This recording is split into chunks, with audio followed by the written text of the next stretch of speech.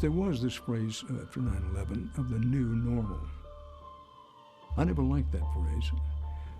Insofar as I could define it, it was, well, things cannot and will not be the same. It's no good for any leader to tell us, let's go back to doing what you were doing before and the way you were before. I don't think 9/11 ended for any of us. As a nation, I don't know that it ever will. We live in a different America. It is now my honor to sign into law the USA Patriot Act of 2001.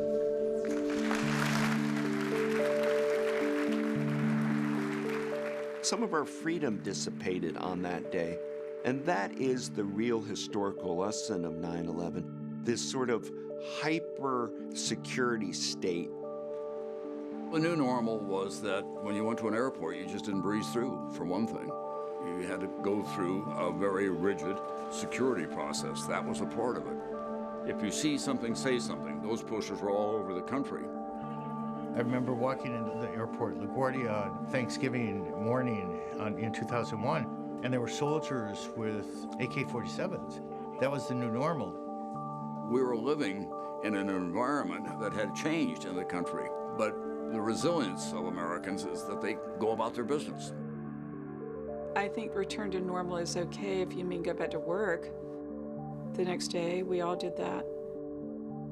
But I think it would be abnormal not to grieve with each other. There is no way not to grieve. To say we return to normal means we wouldn't take the time to really investigate how people felt as individuals about what had happened and to honor that work. We knew as a country, we knew as a people, as a nation, that the reverberations, the historical echoes of 9/11 were going to last for a very long time. I got a call from my daughter who was working on Bloomberg News, and she said, "Dad, have you heard?" And I didn't know what she was talking about, and she said, "Turn on the TV, a plane has hit one of the Twin Towers."